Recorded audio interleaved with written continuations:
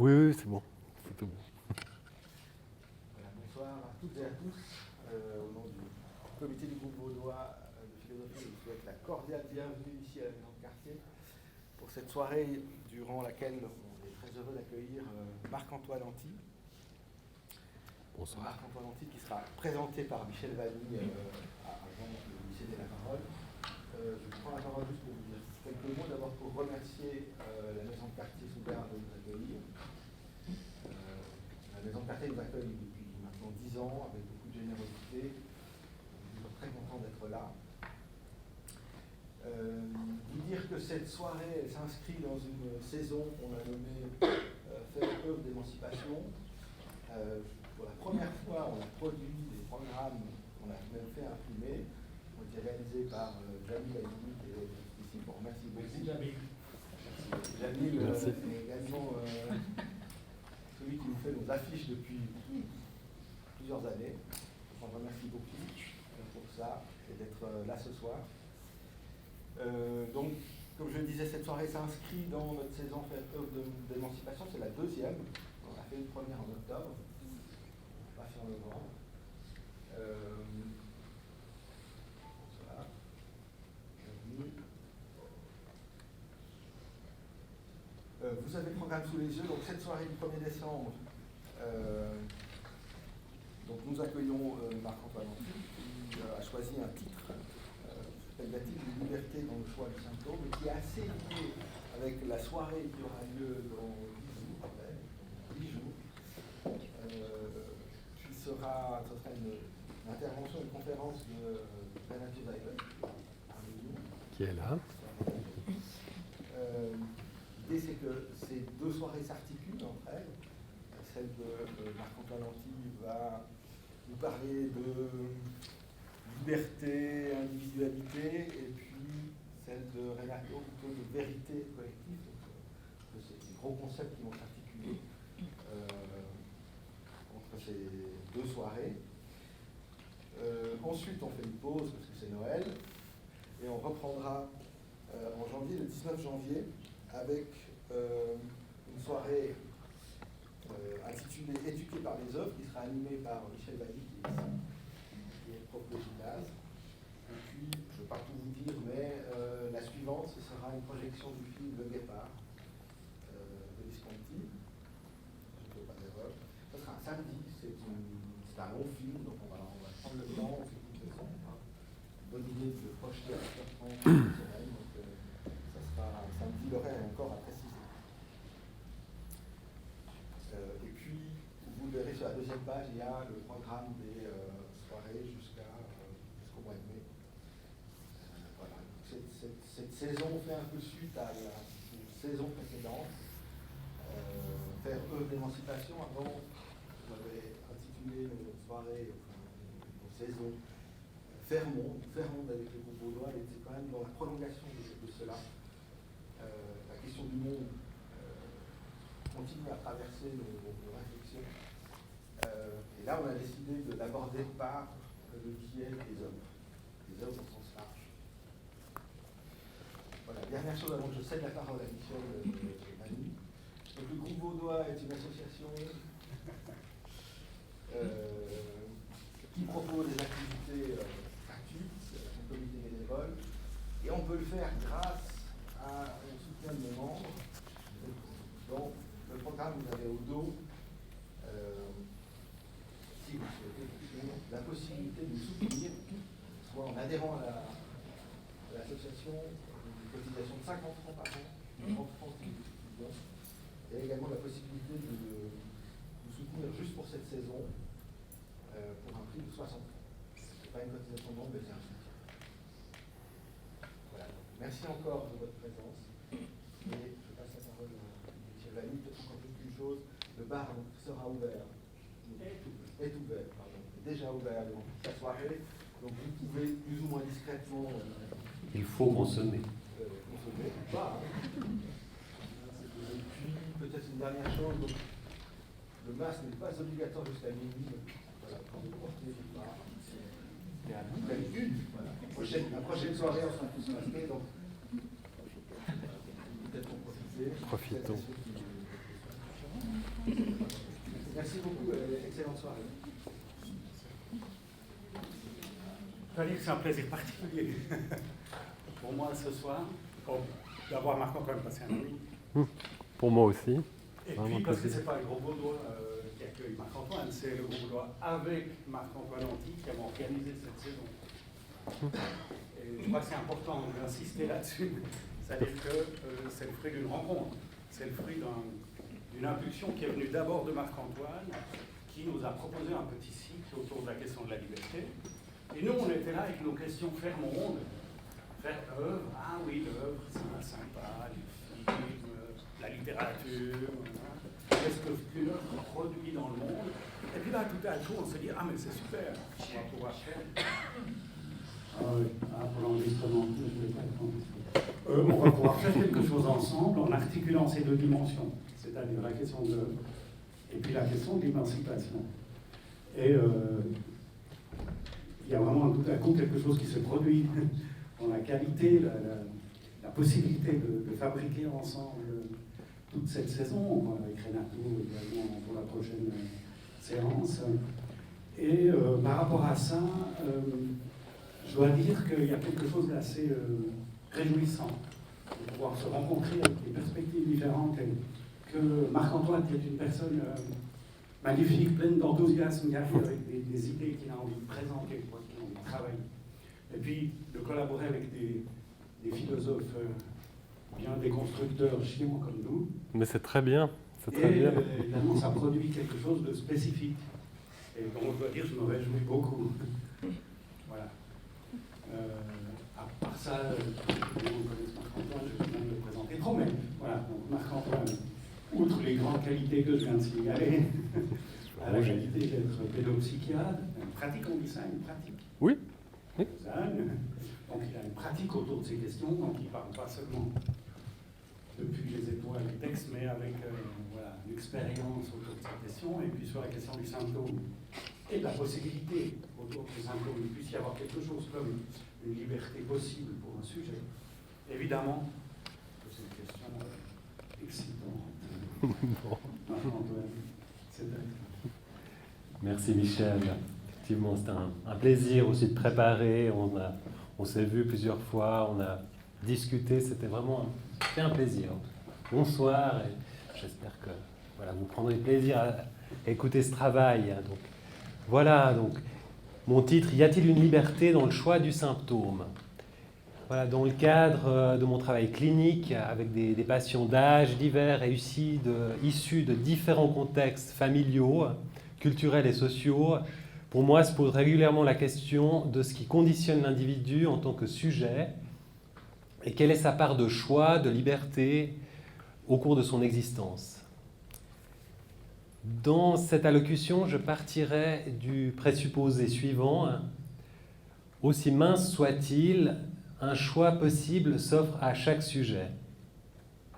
Ce présupposé à la fois éthique et clinique me semble important, car il est non seulement porteur d'espoir, mais il permettra de mobiliser le sujet, le patient qu'on rencontre. A contrario, concevoir un sujet mu uniquement par le jeu des forces extérieures et son prise sur son devenir rend difficilement envisageable un changement. Pour mon propos, j'utiliserai le mot « choix » dans un sens proche de liberté, de position active du sujet, d'appropriation et de non-conditionnement. C'est un acte qui impliquerait le sujet sans mobiliser nécessairement sa pleine conscience. Voilà un peu comment je définis, je donne un petit peu les prémices pour plus de clarté à l'écoute de ce que je vais dire. Dans mon propos, il y aura quelques chapitres. Je vais m'intéresser au corps, ensuite à la constitution du sujet, à la question des identifications et de la performativité. Je m'intéresserai aussi à l'environnement familial et qu'est-ce qui peut prédisposer à la maladie psychique. Et ensuite, je dirai quelques mots sur la performativité et la thérapeutique. Et puis ensuite, je conclurai très très brièvement. Voilà. Donc je commence par le corps. Donc c'est à la fois un donné et un construit. C'est à la fois quelque chose que l'on peut préserver activement et qu'on ne peut protéger. On est aux prises avec deux mouvements contradictoires. Il y a une part, c'est ce mouvement d'assujettissement, et une part, un bout de liberté, à mon sens. Commençons par la maladie. Dans la médecine occidentale, on considère la maladie comme consécutive à différents facteurs. Alors voilà, sur beaucoup de ces facteurs, le sujet n'a aucune prise. Je pense par exemple à les facteurs constitutionnels ou génétiques. Ben voilà, on est avec un certain génome, on n'y peut pas grand-chose. Il y a aussi des facteurs génétiquement acquis, il y a aussi des facteurs épigénétiques, enfin, qui sont liés à l'expression ou non de certains gènes, et on n'a pas forcément de prise.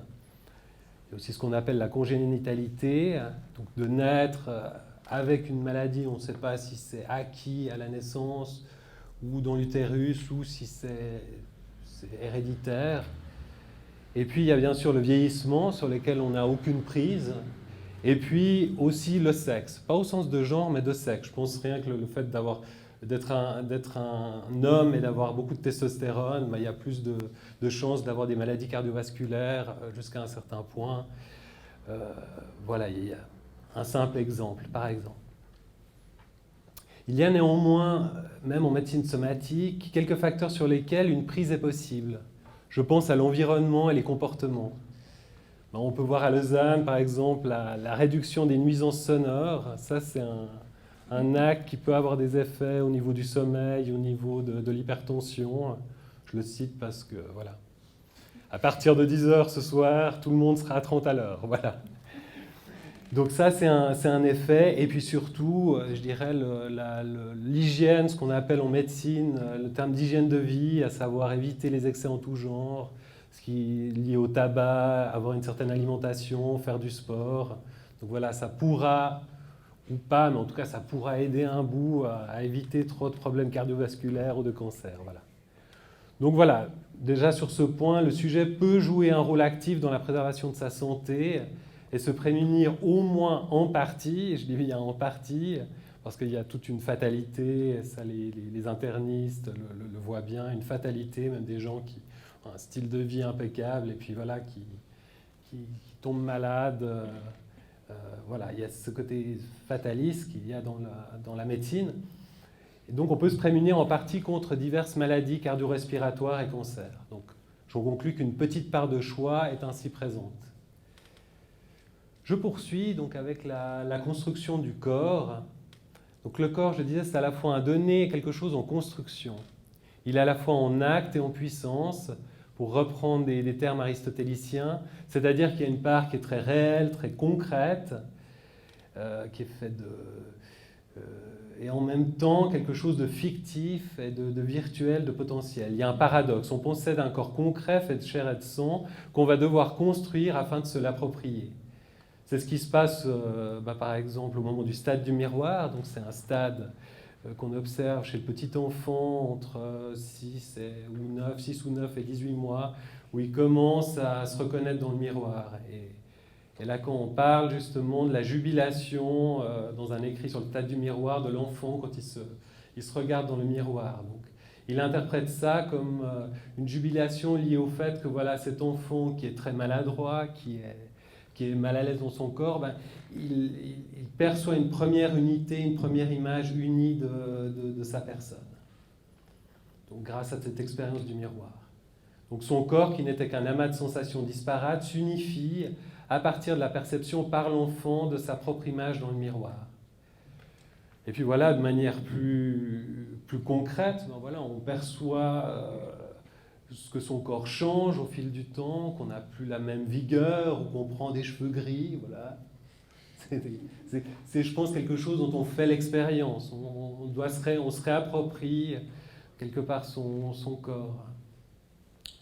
Il y a Le Breton, dans un ouvrage, qui est un anthropologue français, qui a écrit autour, son titre, c'est Anthropologie de la douleur, et il en parle très très bien de la question du rapport au corps, la douleur, le fait qu'il y a cette phrase un peu qui cite notamment de René Le Riche, qui est un chirurgien français, donc la santé, c'est la vie dans le silence des organes, quelque part. Donc, on voit que dès qu'on tombe malade, on perçoit son corps différemment, on peut se déprimer, enfin voilà.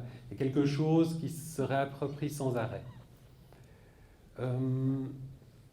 Donc voilà. Le corps change, la perception qu'on en a peut changer au fil d'une même journée. Je pense que c'est une expérience qu'on peut tous faire. Le corps change concrètement, il vieillit, se modifie virtuellement. On peut se sentir plus ou moins beau, plus ou moins vieux en l'espace de quelques heures seulement. Donc le corps est le siège de métamorphoses continues.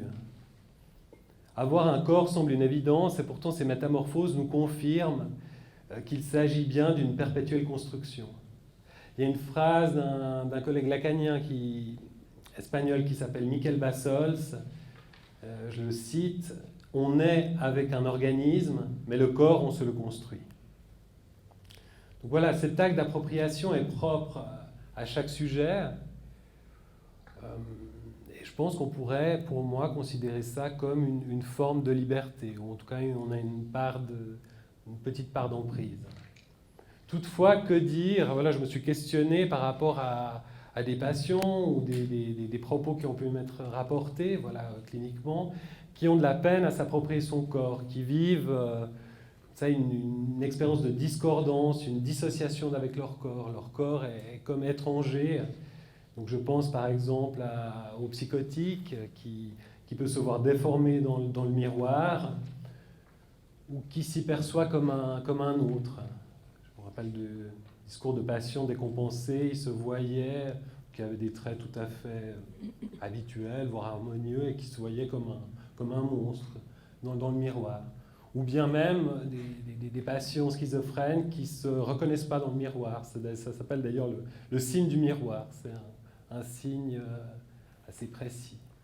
Que dire aussi voilà, de la patiente ou du patient anorexique qui est persuadé de sa grosseur.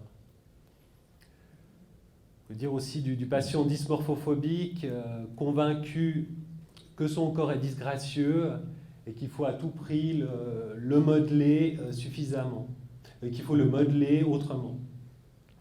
Je pense aussi à des patients mélancoliques qui ne perçoivent pas du tout les besoins de son corps, qui ne s'alimentent pas, qui est comme dissocié, décalé par rapport à son corps. Il n'y a pas cette perception unie d'un corps qu'on éprouve habituellement.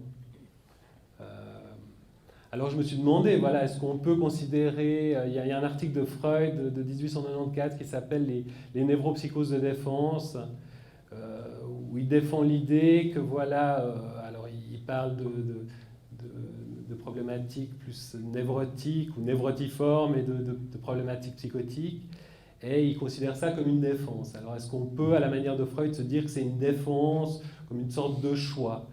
Personnellement, je n'en suis pas si sûr. Au vu il y a quelque chose de tellement étrange, une étrangeté tellement grande dans laquelle le sujet est pris que j'ai de la peine à concevoir ça comme un choix défensif ou comme une forme de liberté. Voilà une réflexion. Je n'ai pas de réponse, bien entendu, à la question de mon titre, mais je débat un peu sur la chose.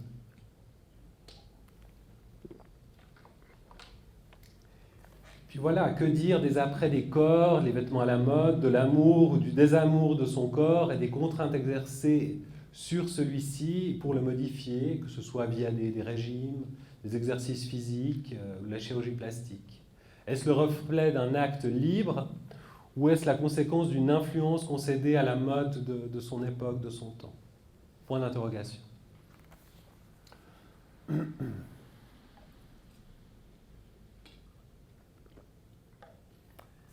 vais passer au deuxième chapitre, donc la constitution du sujet. Dit schématiquement, le manque crée le désir et mobilise le sujet tout en le constituant. Je vous parle ici de la fonction du désir et du manque dans la constitution du sujet. Le sujet prendra aussi appui sur les identifications pour se constituer. J'essaie ici de séparer les deux choses par souci de clarté.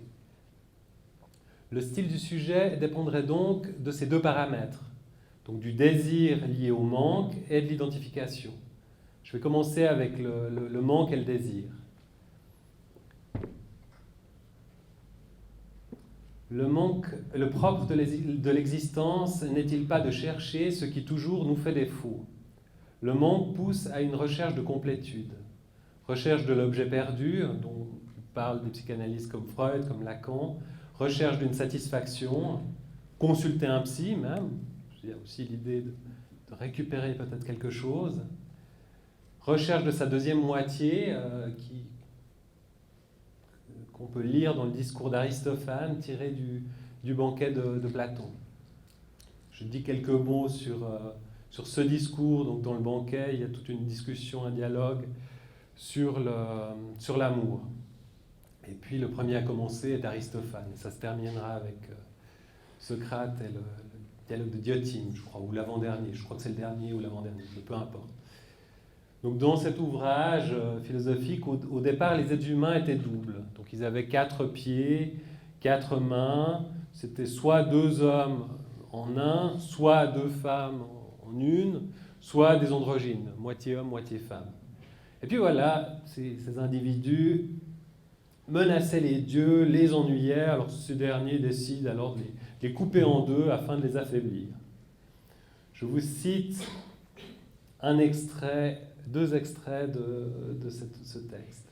Les corps ainsi dédoublés, chacun poursuivait sa moitié pour s'y réunir. Autre extrait. C'est donc, sans doute, de ces temps reculés que date l'amour inné de l'homme pour son semblable. L'amour qui tente de retrouver notre condition première, de refaire l'unité rompue et de rétablir ainsi la nature humaine. C'est ainsi que nous sommes tous la tessère de quelqu'un, donc ce morceau de bois coupé en deux, donc qu'on réunit. Donc c'est ainsi que nous sommes tous la tessère de quelqu'un ayant été coupé en deux comme de vulgaires sols. Et nous passons notre vie à chercher notre moitié. Voilà. Donc le manque, en tout cas, je trouve pour moi, il y a une sorte presque de loi un petit peu chez Lacan, alors qu'il y a la question du singulier, mais il y a presque une loi, enfin c'est moi qui le dis ainsi, mais le manque serait universel, tout en étant singulier, propre à chacun d'entre nous. Et puis comme je le disais juste avant, dit en passant, c'est aussi le manque qui va pousser le patient à consulter. Il nous fera la demande d'aller mieux, que quelque chose soit réparé, restauré, rétabli. On peut dire qu'il demandera de combler son manque à être. Poursuivons. Chacun de nous a un style, chaque patient est singulier. Peut-on toutefois parler de choix ? Freud parle du choix de la névrose pour expliquer la diversité des manifestations névrotiques. Donc là, je fais référence à son article de 1913 qui s'intitule « La disposition à la névrose de contrainte, une contribution au choix de la névrose ». Donc Freud va citer le cas d'une patiente qui ne peut pas tomber enceinte et qui va développer une hystérie d'angoisse, enfin c'est le terme pour une phobie, et puis par après, elle va développer son mari, ça crée quelques troubles dans le couple, son mari devient impuissant, donc voilà, ça complique encore plus l'affaire. Donc elle va par la suite développer d'autres symptômes névrotiques, une névrose de contrainte, donc une névrose obsessionnelle, avec des ruminations, un sentiment de culpabilité. Et puis Freud, voilà, il explique ça par une régression de sa libido à un certain stade de développement. Donc le choix serait, d'après, il n'en dit pas tellement plus, mais si on lit un peu entre les lignes, le choix serait un processus comme ça, de régression de la libido à un stade infantile, et ça expliquerait en fait la diversité des manifestations névrotiques. Voilà, donc Freud est plutôt descriptif, et le mot choix est peu explicité. On peut néanmoins en déduire que le sujet choisit ou fixe sa libido et qu'il ne renonce pas à sa jouissance infantile.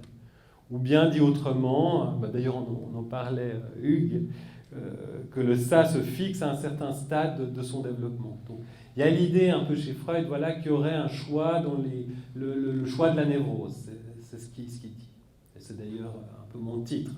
Je me suis un peu basé en partie là-dessus.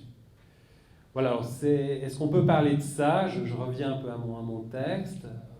On choisit peut-être son style, sa forme de névrose, mais choisit-on le manque propre à l'existence et choisit-on de tomber malade? Point d'interrogation. Freud parle aussi du choix d'objets. Donc on va déployer son affection sur certains objets. On tombe amoureux d'une personne et pas d'une autre. Cela surgit, cela nous tombe dessus. Mais notre affection sera localisée, focalisée sur quelqu'un. Même dilemme, choix ou non-choix, ou les deux à la fois. On ne peut pas y répondre, mais j'ouvre un petit peu la question. J'en viens maintenant aux identifications.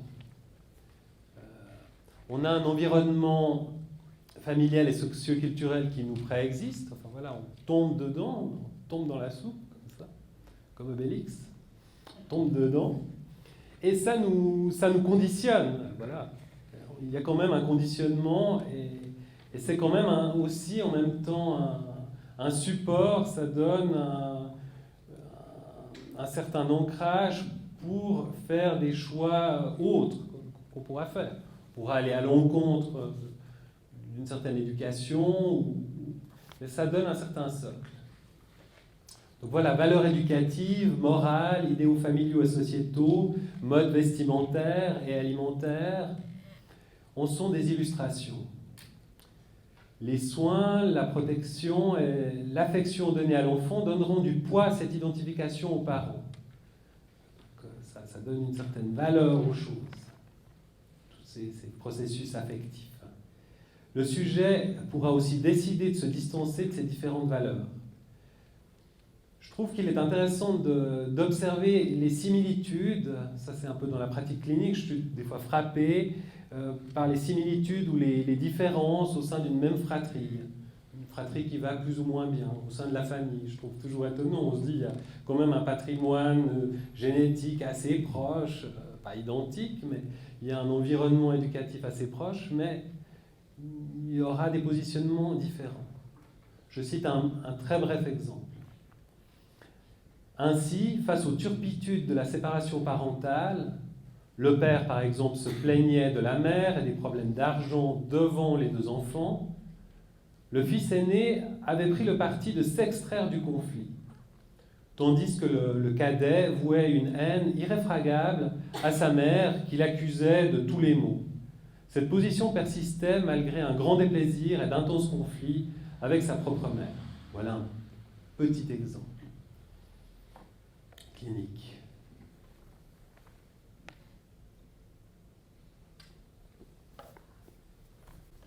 Chapitre suivant, identification et performativité.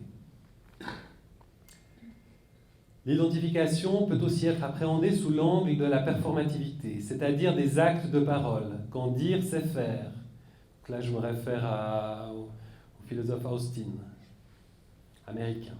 Quand dire c'est faire, quand une énonciation est mise dans un contexte donné, donc ça c'est la question de la pragmatique du langage, tout ce qu'il y a autour un peu du langage, comment c'est fait, à qui on s'adresse, ça a un rôle par rapport au poids des mots. Donc, quand en même temps une énonciation est mise dans un contexte donné, ça réalise en même temps une action. Donc je cite, par exemple, le fait de dire « je dis », ça c'est performatif, parce que je fais un peu deux choses en même temps. En même temps, je donne une information, puis en même temps je dis « je jure », c'est en même temps un acte. « Je promets », quand l'officier d'état civil dit « vous êtes marié », eh ben, c'est vraiment performatif, c'est en même temps un dire et un faire. Donc, ça se solde par le mariage.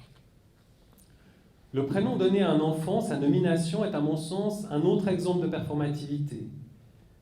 Cette nomination fait exister l'enfant en tant qu'être singulier. Dans ce que je vais dire par après, j'ai un peu élargi, j'ai pris le sens de performativité dans un sens un peu plus large. Je m'explique. Je vais m'intéresser en parlant de performativité, je vais m'intéresser à ce que produit la parole, ce que produit le discours sur l'auditeur, sur le sujet. Je vais m'intéresser en quelque sorte à une sorte d'efficacité du discours. C'est comme s'il y avait un dire immédiat, on dit quelque chose, et puis ensuite, ultérieurement, dans un second temps, ça va produire un acte, enfin une action quelque part. Alors je vais citer quelques exemples cliniques anciens et actuels de cette performativité pris au sens large, de ces effets du discours.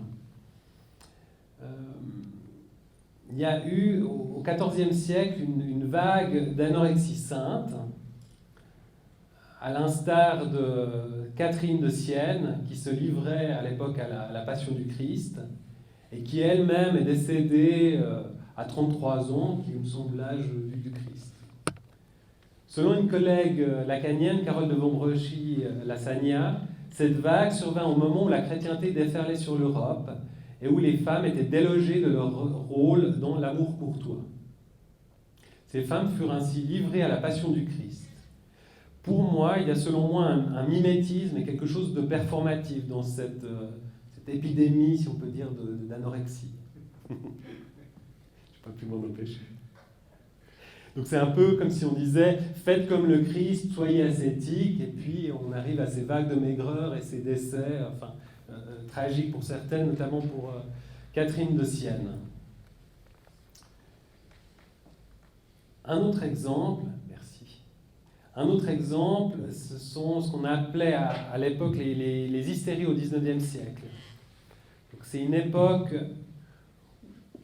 particulière, ou en tout cas en France. D'un côté, les hommes peuvent souffrir d'une maladie qui est très valorisante, la maladie du travailleur acharné, c'est l'hypocondrie, tandis que les femmes, elles ont besoin d'être mises sous tutelle parce qu'elles sont considérées comme fragiles, comme trop sensibles, voire irresponsables.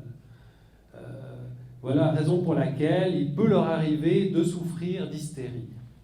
Donc ça, c'est extrêmement bien discuté. Il y a un article de Nicole Edelman, représentation de la maladie et construction de la différence des sexes, des maladies de femmes aux maladies nerveuses, l'hystérie comme exemple. C'est assez formidable où elle montre un peu les changements de paradigme autour de l'hystérie. Un temps, c'est quelque chose lié à l'utérus qui se balade un peu trop, n'importe comment. Donc, je crois que même à une époque ancienne de l'histoire, on mettait même des parfums pour remettre en place cet utérus et restabiliser ces femmes un peu folles comme ça.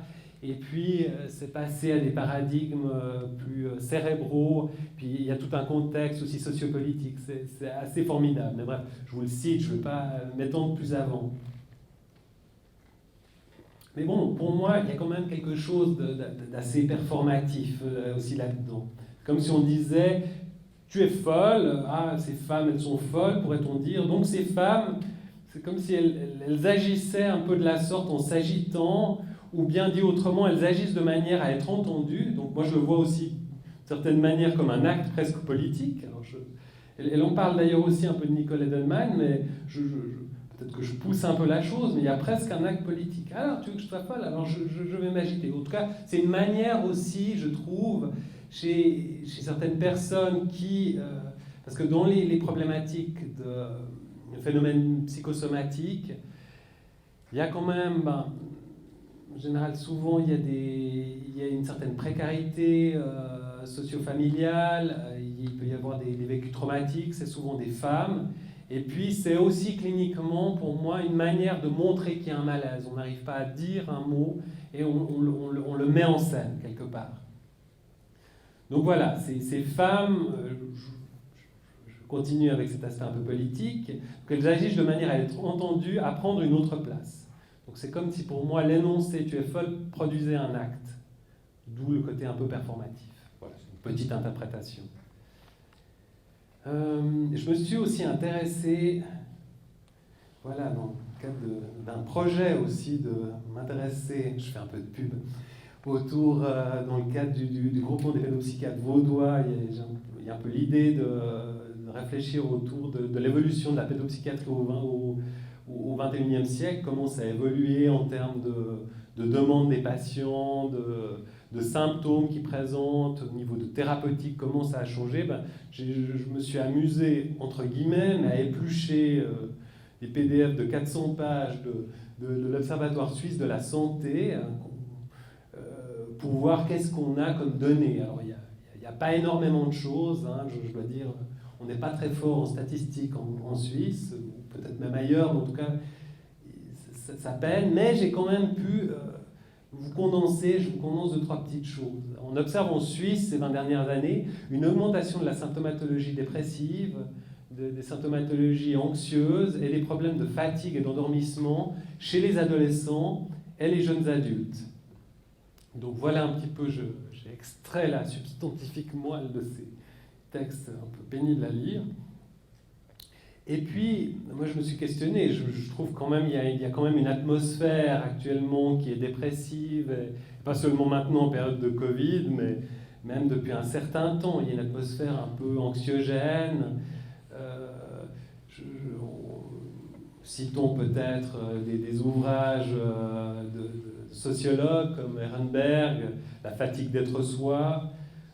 Dernièrement, il y a Jean-Claude Kaufmann qui a écrit justement, il s'est intéressé au phénomène actuel autour de la réaction sociétale face à cet autoritarisme qu'il y a dans cette crise Covid. Et puis, il a intitulé son ouvrage « C'est fatigant la liberté ». Donc, comme si à force de devoir être un individu libre qui décide pour tout jusqu'à son dentifrice, il y avait quelque chose de fatigant, et le fait d'avoir quelqu'un, un maître qui nous dit quoi faire, on peut enfin un peu se reposer. C'est un peu le propos. Je le résume très brièvement, mais de ce que j'ai pu lire, un peu comme extrait. Voilà. Donc il y a quelque chose d'une atmosphère quand même assez dépressive et anxiogène, qui est, à mon avis, alors je ne suis pas sociologue, mais il y a quand même une manière d'appréhender la menace terroriste depuis les attentats du 11 septembre. Moi j'ai un souvenir qu'avant on prenait l'avion, on arrivait à choper un avion en étant une demi-heure à l'avance à l'aéroport. Maintenant, il faut presque passer 2 heures, et puis encore, des fois on risque de le louper. Donc il y a une sorte de contrôle, une sorte de souci qu'il arrive une catastrophe.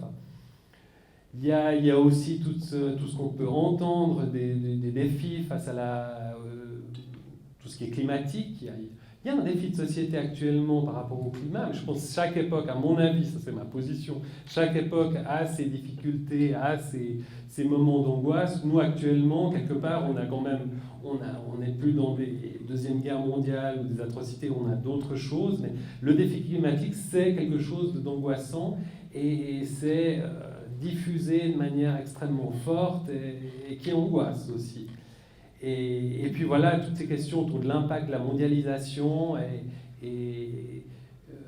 avec des aspects positifs, mais aussi des aspects plus durs.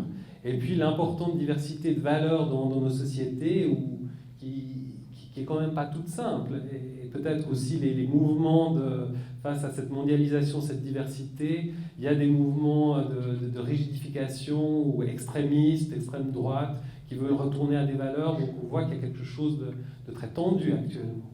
Donc il y a un climat comme ça qui est inquiétant.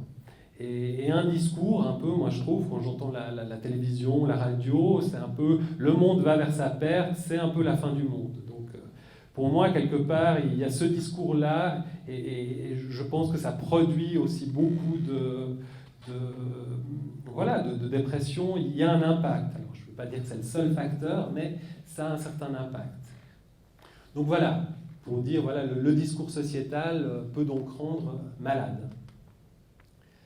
Je pensais à un autre exemple de performativité, c'est les vagues de TADA, donc de troubles de l'attention avec ou sans hyperactivité, ou plus récemment un peu les vagues de troubles du spectre autistique, où ça s'élargit, alors on a de plus en plus, on catalogue de plus en plus ce genre de choses. Et puis, on remarque quand même qu'il y a un paradigme, un discours neurobiologique qui a ses valeurs et ses dévaleurs, enfin voilà, mais qui a aussi une certaine valeur, qui prend le dessus sur des paradigmes psychanalytiques ou familiaux.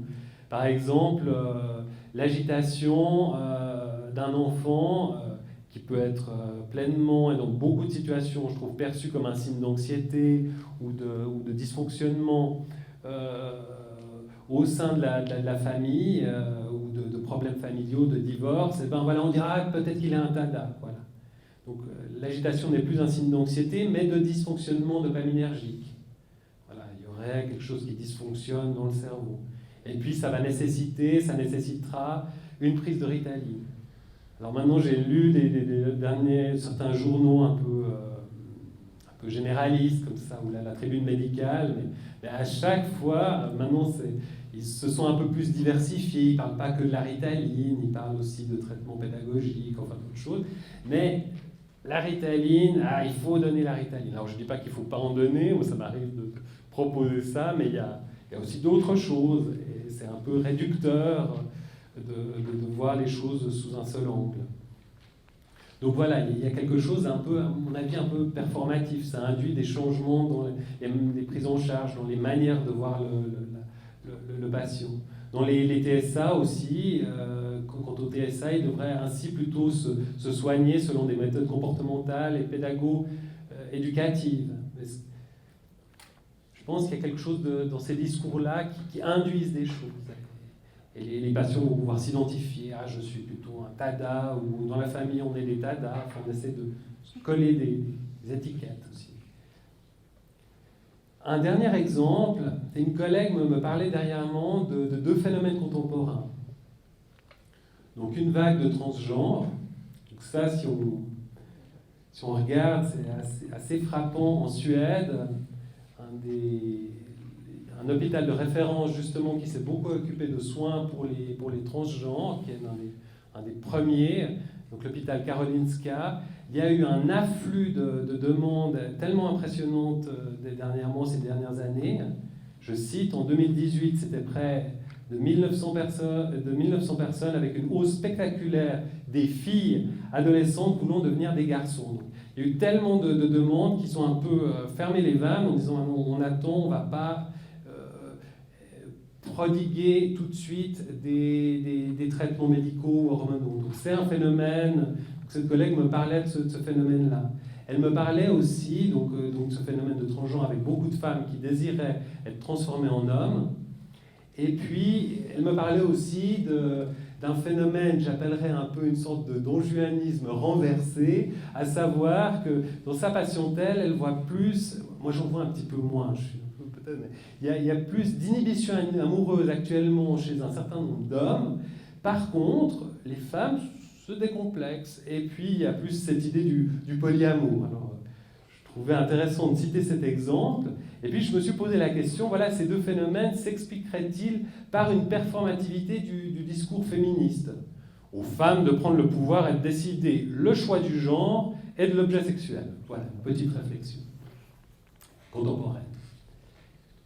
Je poursuis brièvement avec l'environnement familial et les prédispositions à la maladie psychique.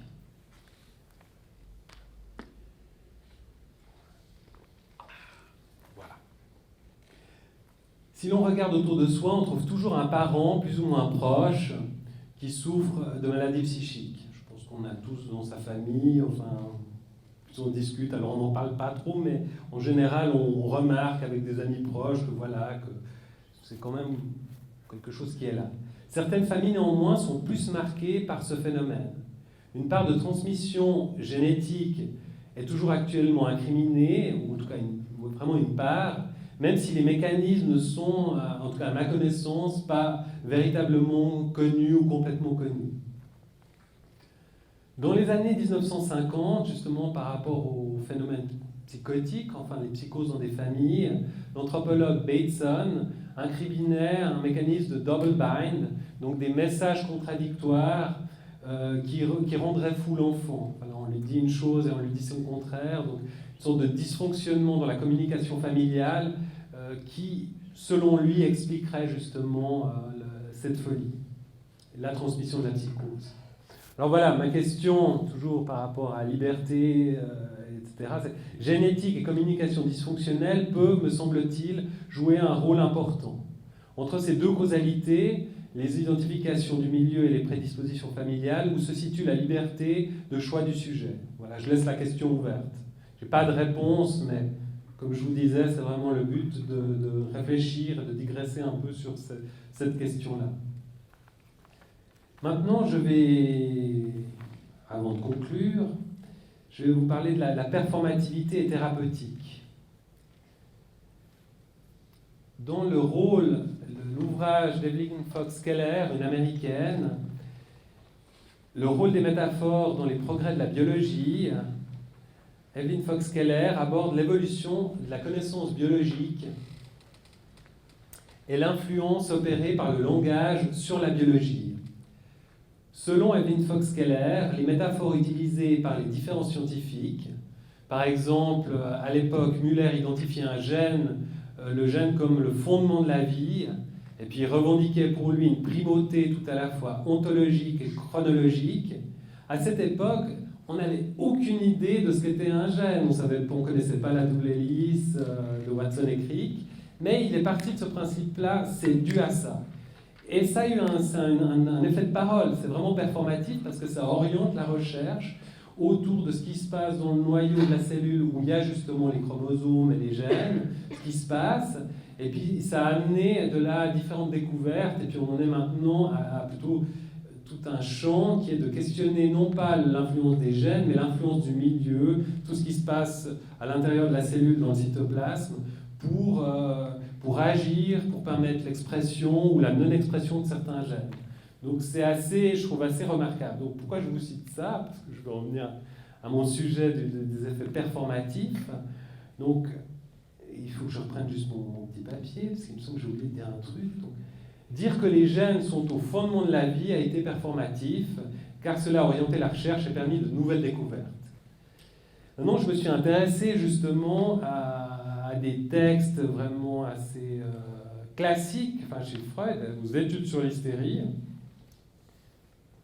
Et je me suis dit, si on regarde l'évolution de la thérapeutique depuis Freud jusqu'à aujourd'hui, on observe déjà qu'avant Freud, il règne une atmosphère un peu de nihilisme thérapeutique, avec l'idée, c'est des principes de dégénérescence mentale qui va se transmettre à la génération suivante, et puis il y a l'idée aussi de protéger la société des fous. Je fais un peu court, mais il y a quand même cette atmosphère-là un peu glauque, je trouve.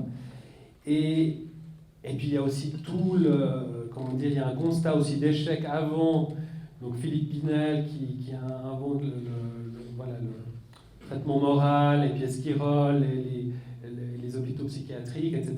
Ça ne fonctionne pas très bien. Donc il y a cette atmosphère un peu triste. Et puis aussi en même temps une certaine place qui sont prises justement à des théories plus eugéniques. Donc Freud il se situe dans ce contexte-là. Et puis les patients dites hystériques qui ont des manifestations psychosomatiques qui peuvent être très spectaculaires, elles sont considérées comme liées à une tare, comme ça. Donc il y a la notion de défaillance un peu dans le corps, il y a quelque chose d'une tare. Et il y a d'ailleurs, Freud s'oppose à son contemporain Pierre Janet, qui lui conçoit aussi l'hystérie de cette manière-là. Freud, lui, il va dire exactement le contraire. Donc il considère que c'est une défense des patientes face à une représentation insurmontable, donc il y a l'idée de quelque chose d'actif. Il va inventer une thérapeutique, donc la talking cure, dont il parle avec l'ouvrage coécrit avec Breuer, donc les études sur l'hystérie de 1895. Et ce qui est intéressant, vous pouvez aller vérifier après si vous avez le dictionnaire de la psychanalyse d'Elisabeth Roudinesco, si vous regardez sur études sur l'hystérie, vous regardez un peu le devenir de ces patientes.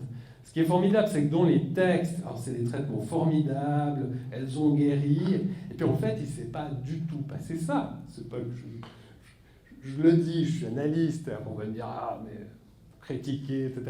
Mais c'est historique, ça n'a pas marché. Aucune de ces patientes n'a été guérie par leur thérapeutique.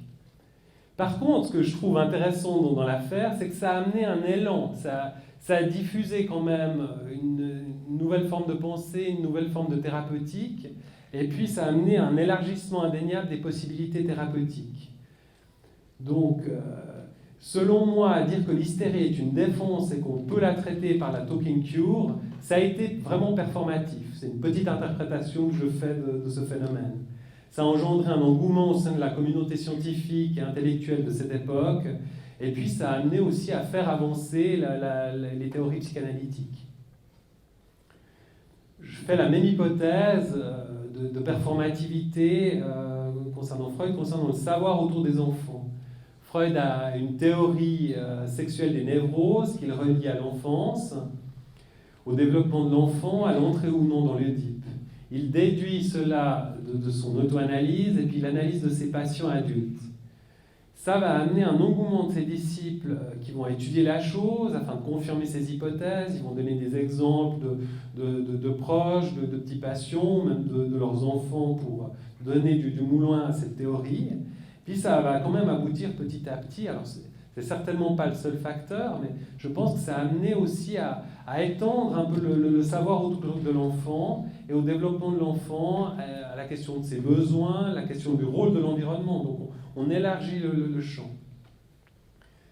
Et puis pour moi, pour revenir à ce que je vous disais aussi par rapport à l'approche neurobiologique, certainement que ça va amener aussi à d'autres ouvertures. Le fait d'avoir une approche neurobiologique pourra amener aussi à mettre en place certains traitements et peut-être que ça va aboutir à une certaine efficacité.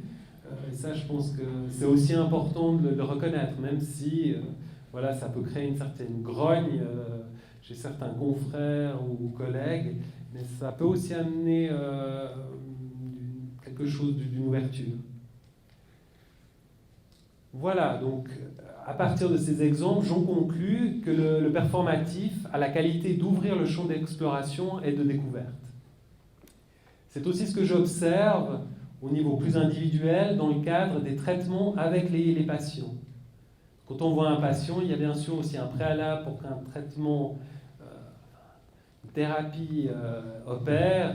C'est quand même important qu'il y ait différentes choses importantes, la question de une position un peu active du patient, un engagement de l'analyste, enfin un désir de savoir de l'analyste, puis la question du transfert. L'affection qu'on peut avoir aura un rôle important, parce que voilà, quand on aime, on tient aussi plus compte du dire. Enfin, ça a des effets de parole, c'est important.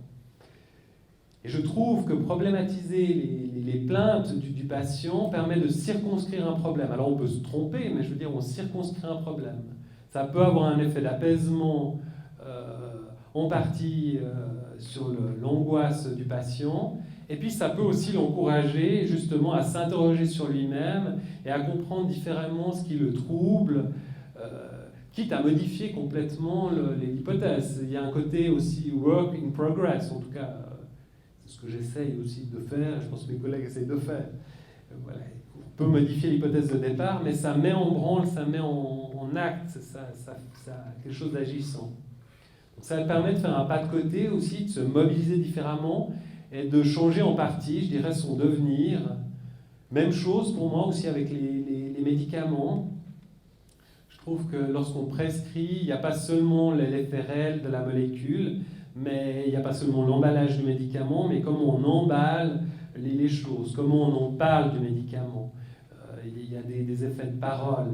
Il y a aussi les représentations du patient par rapport aux médicaments. Et certains patients qui disent « mais ne me parlez surtout pas, je ne veux surtout pas lire la notice d'emballage, je vais attraper tous les symptômes. » Donc, patient un peu hypochondriaque, on fait attention à comment on dit les choses.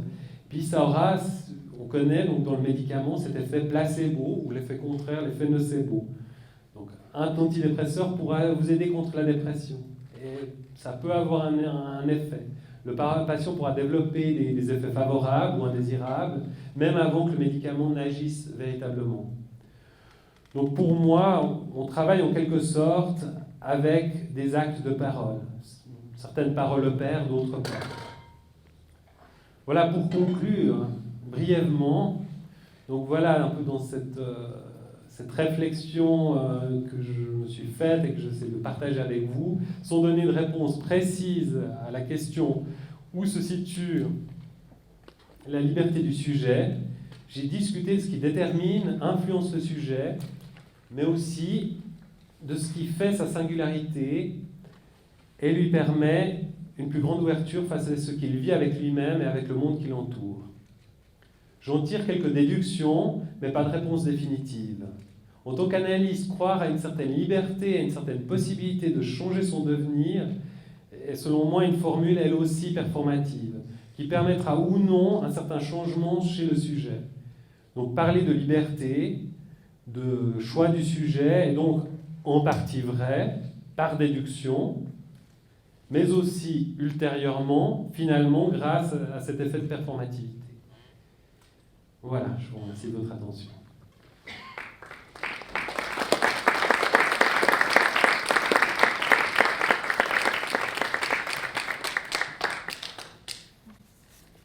Bien. Merci beaucoup Marc-Antoine. Donc nous avons convenu de présenter un contrepoint à ta présentation. Alors je précise tout de suite ce qui suit. Notre présentation ne sera pas à proprement parler une discussion de clarification, donc il n'y aura pas vraiment de questions, c'est plutôt une présentation décalée que nous vous proposons comme au fond, un objet de réflexion supplémentaire. Je précise que nous avons eu connaissance de ton texte à l'avance, donc nous l'avions lu, nous en avons connaissance, et nous avons préparé quelque chose qui se présente comme au fond une petite sellette à laquelle nous avons donné le titre Mon symptôme, c'est mon choix. Sellette inachevée, pas même entamée, autour des symptômes et de la liberté, par et avec Jab et HP. Jab, c'est lui, et HP, c'est moi. HP, je commence. Et toi, tu as choisi ton symptôme? Ah non, non, on m'en a pas encore assigné un. Bon choix. Moi, névrosé obsessionnel, qu'on m'a diagnostiqué. Angoisse de castration. Et on m'a dit, oh, c'est l'idée dans le fait que vous avez toujours peur de perdre pied et de finir humilié. Bon, moi, je ne sais toujours pas si c'est mon symptôme ou si c'est mon diagnostic. D'ailleurs, toi, tu as compris ce que c'est un symptôme? C'est ça. Non? Je veux dire quelque chose comme un mode d'apparition du trauma. Tu sais, comme quand un liquide fait un précipité et ça croûte au-dessus. Ah, non. Donc, si je suis l'idée, en somme, ce qu'on pourrait dire, c'est que moi, je bois plus mon symptôme. Je buvais mon symptôme. Bon. La contrepartie, c'est que je dors plus. Voilà, bon, dormir, il faut choisir, c'est bien. Les gens, ils sont contents. Je bois plus, les gens sont contents. J'ai choisi le moins bruyant. Ah, ouais, je vois. Du coup, moi, je pourrais dire que mon choix, c'était de me mettre en mode disparition. Ouais. Tu vois, manière de ne pas prendre de coups. J'existe pas, donc on ne tape pas. Ça, ce serait mon symptôme libre choix. Je me la crois. Et ça marche. Pas toujours. Mais quand même, des coups, j'en prends moins. Puis en thérapie, il y en a forcément. Du genre... Du genre autobaf. Hein? Tu connais la litanie habituelle, consciente, des fois t'es nul à chier, t'es juste un zombie, t'es un connard, t'es interdit des cours, enfin toi, hein. Bon, des fois, ouais, j'essaie bien de me pardonner. Se pardonner. La thérapie comme confessionnal en quête de la rémission de nos péchés. Ouais. Non mais allô, allez. Ouais, des fois ça marche un peu, mais quand même. La haine de soi, elle s'accroche. Une vraie Hitler. Un jour, tu sors content qu'il ripsautier, enfin, tu vois le genre. Ouais. Tu te sens en forme. T'as coup pouf un regard. Ah, je sais pas, un peu mauvais, sceptique, moqueur, enfin, bref, un regard qu'on me renvoie en pleine gueule. Puis je me fissure sur le coup. De partout. Fêlure béant. Puis alors, je me remets à raser les murs. Ouais, comme guérison, pas terrible. Franchement, mais alors, pourquoi est-ce que moi j'irai en thérapie? Bon, très simple, hein, c'est pour que tu puisses accéder au libre choix de ton symptôme. Ah, et Ça va me guérir. Oh, tu rêves ou quoi? Mais tu pourrais juste être plus supportable pour les autres.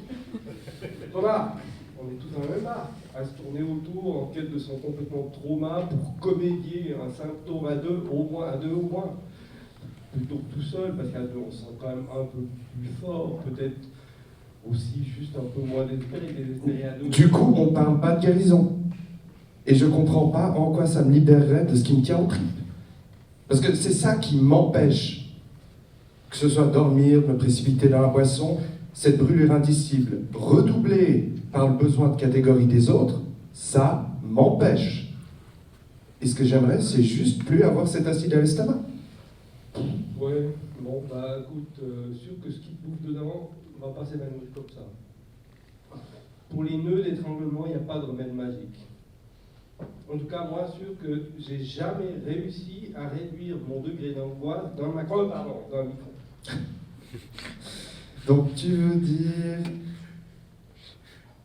Non, ce qui nous tient, c'est un destin, ou moins consolation. Est-ce que c'est pas quelque chose qui est en nous, donc à nous? Ok, d'accord, c'est de la merde, mais c'est à l'intérieur de moi, ça m'appartient. Tu me l'enlèves, je te bouffe. Tu veux dire, ce serait ça au fond de liberté? Que ça, moi je dis, ah oui, c'est moi, donc c'est à moi. Et que sinon, ça voudrait dire qu'on devrait se renier. Ouais, ça serait pour être accommodable, émotionnellement correct. Mais bon, reste que tout le monde me dit, tu dois aller consulter, enfin, tu vois. Donc je fais quoi, moi? Bah, c'est pas un pli. Tu vas parce que tu te fais chier avec ton symptôme pas saisissable. Ce serait ça. Aller voir quelqu'un d'autre qui m'aiderait à me fabriquer un symptôme décent, socialement bien rangé, à me rendre convenable, quoi. Bah oui, quoi. Comme moi. Moi, je ferme ma gueule. Comme ça, les autres, ils peuvent s'exploser. C'est super. Et si le symptôme assigné correspond pas? De toute façon, t'es un corps. Tu penses vraiment qu'un symptôme, ça correspondrait? Tu crois que ça lui ferait plaisir de croire que sa médecine a su trouver la case introuvable et de t'avoir arrangé dedans? Mais bon, ce tarif-là, si Socrate avait choisi de se taire et seulement de faire des passes le long du Pirée, au lieu d'aller déranger les aristos, on ne serait pas avancé en philo non plus. Ouais, bon, ce serait peut-être pas une si mauvaise affaire, au fond. Le marché, il s'occupe très bien de donner une place à chacun. Chômage compris. Je labeur consomme, donc je suis. 2500 ans de philo n'ont pas changé grand-chose à ça. Ni à la connerie, d'ailleurs. 2500 ans de philo et aucun recul notable de la connerie. Et en plus, elle réclame d'être nourrie au Britannique aux frais de la princesse. Oui. Mais, du coup, moi, thérapie ou pas? Parce que si je comprends bien, ça servirait au moins à ça. Me faire accepter mes horaires de dingue, le cynisme des actionnaires de la boîte, l'incompétence du patron, la forêt derrière qui est rasée pour le parking, le PCB dans la chaîne alimentaire, enfin, voilà quoi. Ouais, du coup, tu seras un parfait travailleur consommateur, totalement insérable, au point de te coûter ta famille. Oui, ma famille, mes amis, mes amours, sans compter ma parole. Oh, partout, hein. À chaque mot que je dis, je dois me taire. C'est ce qui s'appelle disposer de son symptôme comme il faut. Et cerise sur le gâteau, en toute liberté. Ouais, le choix de mon symptôme, ce serait de devenir un symptôme. Ah, Jacques. Putain, tu prends pour le Christ. Mais au fond, on traîne tous sa croix. Ouais. Bon, tant que c'est validé par un diagnostic. Donc, ton angoisse de castration, c'est ton passeport, ton droit de circuler. Oui, capitaine, c'est mon t-shirt. Angoisse de castration, lettre capitaine. Mais ça t'a émancipé, ça, de savoir? Ça t'a amené un truc? Je sais pas. Peut-être. Peut-être ça me soulage que tout le monde le sache. Au fond, j'ai pu additionner. Plus besoin de faire semblant d'être un type sain, libéré, émancipé. Je peux être là, comme vous. Putain, je tremble, c'est vrai. Vous êtes là, hein. Merde, j'angoisse, je sens que ça monte, qu'est-ce qui va m'arriver maintenant que je suis démasqué, comme vous? C'est vrai que vous êtes là aussi. Le choix de votre symptôme, ça se passe bien? Vos semblables sont contents? Ah oui, c'est vrai, j'étais juste en train d'oublier, c'est que le but Shinto, c'est de se faire aimer aimable. Et pourquoi pas, vraiment, hein, se rendre désirable, objet fantasmable, hein? Notre liberté dans le choix du symptôme, ce serait alors cela, s'ajuster aux attentes de l'autre, fantasme ou effacement servile, c'est selon. La liberté comme conformisme, c'est ça. Et vous qui êtes là, vous nous accompagnez dans ce labyrinthe, vous l'avez choisi comment, votre symptôme? Et lequel? En pleine liberté, bien sûr, mais encore. Ça nous intéresserait de l'entendre. Question de se rassurer, on n'est pas tout seul à naviguer à vue de nos troubles, à vue de nos symptômes, aller, retour. À vous. À vous.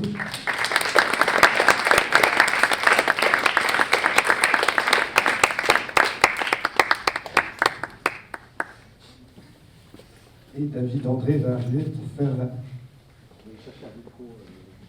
Il n'y a pas de jus là-dedans.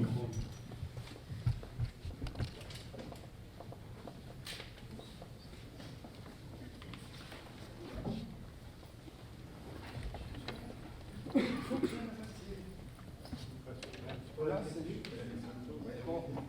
Le bar est toujours ouvert.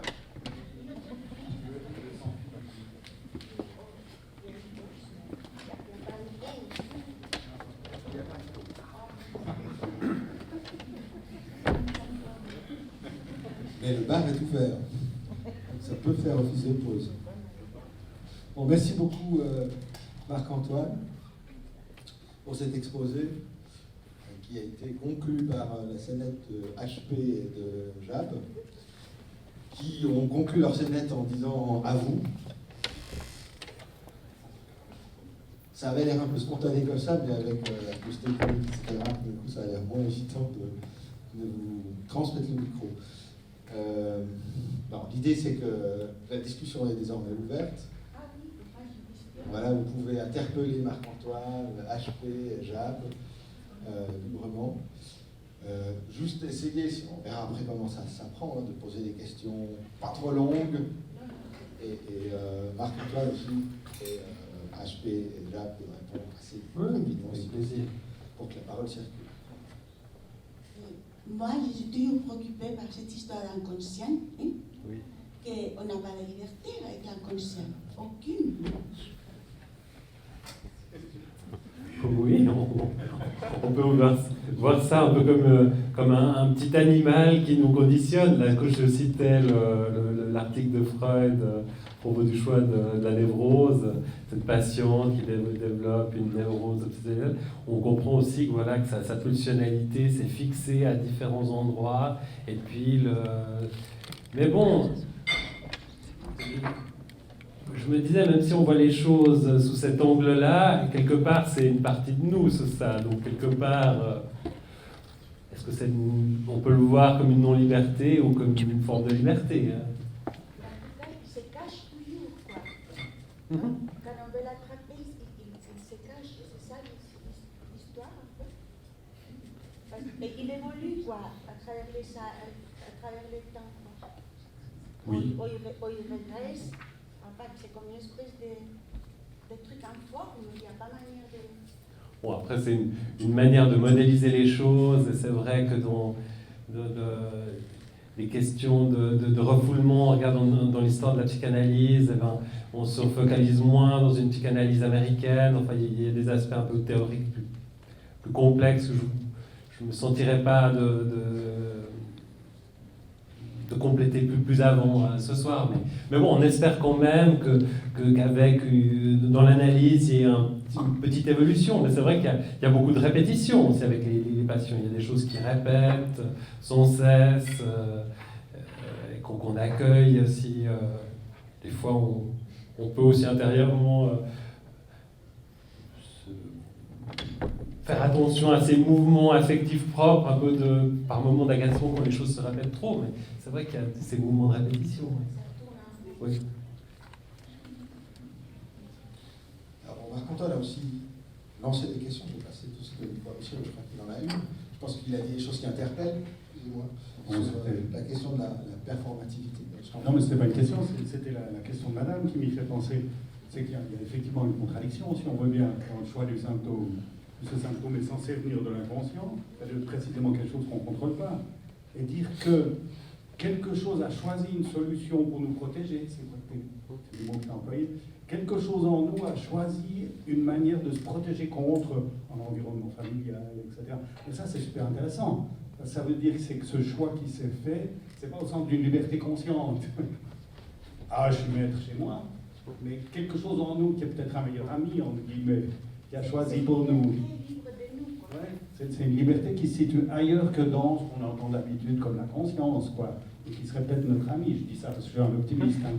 Le corps choisit pour nous des choses mieux que ce que nous, on pourrait. C'est pour ça qu'en préambule, je vous disais voilà, que dans la question de la liberté ou du choix, je mentionnais, voilà, c'est un acte qui impliquerait le sujet sans mobiliser nécessairement sa pleine conscience. Donc j'ai essayé de... Oui, oui. Ça va en compte habituellement la conception moderne de la liberté. Oui.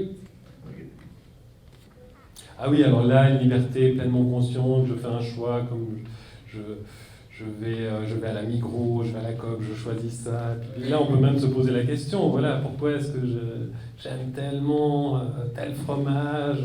Il y a aussi une incidence peut-être de l'enfance, on en recevait. Donc je délire un petit peu, mais on peut se questionner aussi sur ses choix alimentaires, etc. Il y a quand même aussi des relations affectives à ces choix aussi qui sont liés aussi à des expériences récentes ou plus anciennes. Oui.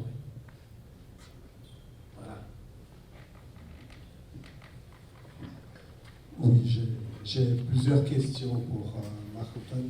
Je commencerai peut-être par une observation concernant le choix de cette expression du choix du symptôme de Freud, que je pense que c'est un choix malheureux que Freud a fait lorsqu'il a parlé de choix du symptôme. Parce que ce qu'il voulait savoir, toute sa vie, il a cherché la question du choix du symptôme, c'était qu'est-ce qui fait qu'une personne, elle est phobique et l'autre paranoïaque, ou l'autre obsessionnel, ou l'autre dépressif, et ainsi de suite. Ça veut dire, finalement, c'est la différence des symptômes, et qu'est-ce qui fait qu'on a tel symptôme ou tel autre. Il a mis comme le choix du symptôme. Ensuite, il a inclus ça dans la série complémentaire. Vous pouvez nous rappeler qu'est-ce que c'est la série complémentaire? Parce que je pense qu'on ne s'en sortira pas si on ne parle pas de la série. D'accord. Au début, quand j'ai commencé mon premier exposé, je parlais de ça. Je dis, je vais faire complètement différemment. J'ai complètement remodelé mon texte. D'ailleurs, on s'est vu 2 fois pour en parler. Et puis voilà, finalement, ça revient. Voilà, c'était complémentaire. Mais c'est-à-dire, il y a l'idée, alors c'est la théorie freudienne par rapport à l'apparition d'une névrose. Il y aurait 2 facteurs qui doivent se combiner en des proportions variées, à savoir, il peut y avoir un événement traumatique, plus ce qu'il appelle la constitution du sujet. Par exemple, comment il s'est développé, où est-ce qu'il a fixé un peu sa libido, dans quel stade, est-ce qu'il est plutôt obsessionnel, stade plus sadicanal, où est-ce qu'il est autre. Puis le fait de la conjonction de ces 2 événements va amener la névrose. Alors si la constitution du sujet elle est plutôt sereine, enfin il n'y a pas de trop grande fixation, pour qu'il y ait névrose, il faudra que le traumatisme, le vécu traumatique soit fort pour provoquer la névrose. Et puis à l'inverse, une personne qui a déjà une constitution ou une hérédité constitutionnelle, une sorte d'héritage par rapport à sa libido, elle est fixée, si elle est très forte, il faudra un tout petit événement pour produire ça. Après voilà, c'est une théorisation. Ça serait intéressant d'écouter aussi un historien de la médecine, de la psychanalyse, parce qu'il y a aussi tout au 19e des questions autour de la Constitution et quand on lit certains textes, il y a un schéma assez proche. Mais j'ai perdu le fil parce que vous trouviez que c'était un mauvais choix. Moi, à mon avis, c'est pas si mauvais que... Alors, j'ai l'impression qu'il y a aussi un but un peu politique. Le sujet ne choisit rien. Il y a quelque chose qui lui tombe dessus, que ça soit par prédisposition, que ça soit par l'événement. Oui, mais c'est quand même son ça, comme je disais, si on peut dire comme ça, comme si sa pulsionalité qui fait quand même... Alors c'est bizarre parce qu'on parle, c'est comme si on regardait le sujet de l'extérieur, comme si il y avait quelque chose de dissocié, où on se regardait à l'extérieur et puis on voit qu'il y a son propre ça. Enfin, c'est toujours des métaphores assez hydrauliques, un peu chez Freud, ou bien énergétiques, comme ça, on a l'impression il essaie de trouver les mécanismes, et puis il utilise, je trouve, dans son langage, on voit un peu des métaphores liées à la thermodynamique, des choses comme ça. En tout cas, c'est comme ça que je le perçois en lisant des textes, au-delà du principe du plaisir. Puis c'est comme si cette énergie-là, elle se fixait à un certain stade de développement de l'enfant, et puis ça conditionnera. Donc, voilà, c'est quand même le ça du patient, donc c'est le ça qui est un petit animal à l'intérieur de notre grand animal qui va nous conditionner quelque part.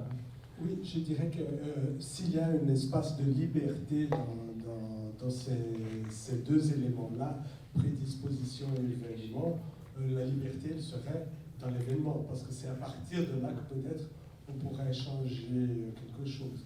Donc ma question c'était, j'ai beaucoup apprécié votre introduction des questions de la performativité en psychanalyse. Si Judith Butler, elle a pris ça et elle l'a mis dans les relations de pouvoir, vous maintenant vous emmenez ça en psychanalyse, ça ouvre toute une série de terrains. Où est-ce que vous placeriez la question de la performativité justement dans la série complémentaire? Et quel serait l'espace de liberté? Bon, pour compléter, je vais essayer d'y répondre, mais pour compléter ma question, je ne sais plus si c'est dans les études sur l'hystérie ou les névropsychoses de défense, à un moment donné, il utilise même le mot choix de la défense, enfin, comment l'individu va se défendre. Et à mon avis, il y a aussi un discours aussi politique par rapport à cette espèce de conditionnement et ce côté, ce nihilisme thérapeutique de dire voilà, il y a des tares, des dégénérescences. Donc, je pense qu'il y a aussi un propos politique et performatif, comme j'essaie de le montrer. Maintenant, quelle est votre question? C'est où se situe la performativité dans la série complémentaire.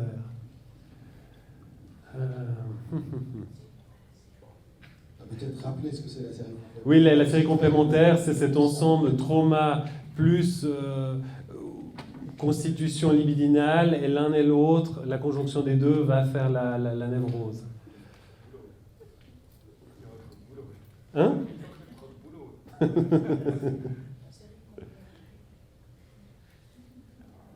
la série complémentaire, c'est ce qui oblige un peu le symptôme, ce qui fait apparaître le symptôme, soit la prédisposition, on a déjà une disposition innée, disons comme ça, ou quelque chose d'acquis à partir. Finalement, si on peut résumer un peu, c'est la question de l'inné et de l'acquis. L'acquis viendrait par les événements, le traumatisme, quelque chose qui donne le cours de l'existence.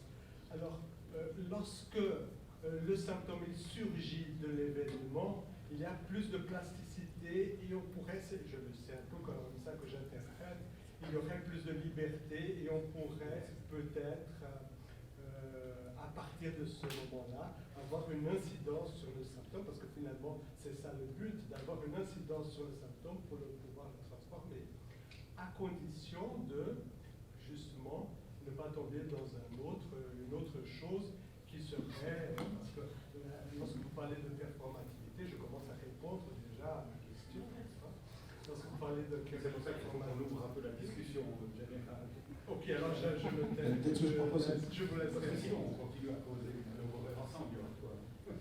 Marc-Antoine, ça te donne un peu de temps peut-être pour y réfléchir, et comme ça quelqu'un d'autre pourrait poser une question si vous le souhaite.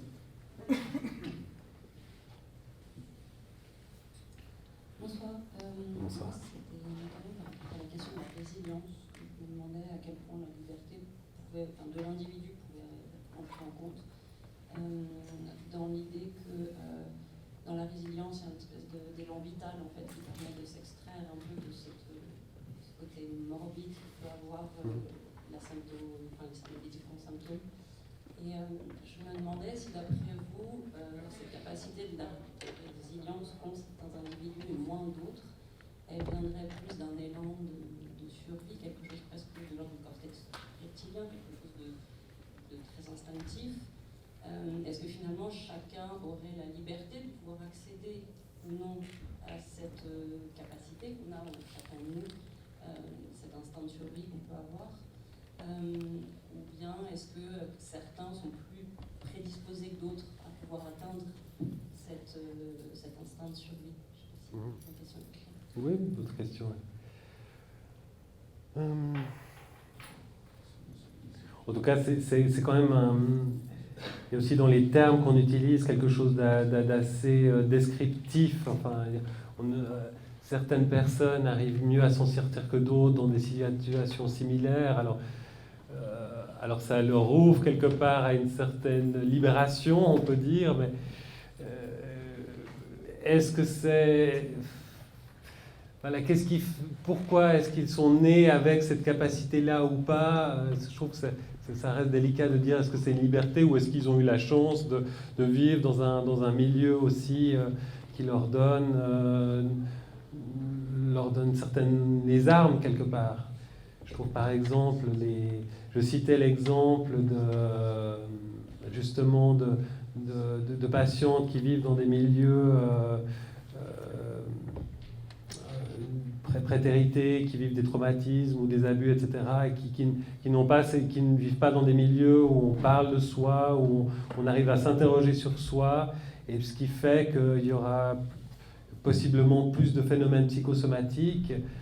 Je crois que voilà, le fait de vivre dans un environnement qui est stimulant, qui ouvre un peu au monde, ça donne quand même la possibilité de mieux s'armer. Alors, est-ce que c'est un choix ou pas? Enfin, je veux dire, on choisit pas tellement où on est, mais après, peut-être qu'on en fait ou pas quelque chose de ce que nous offre le milieu.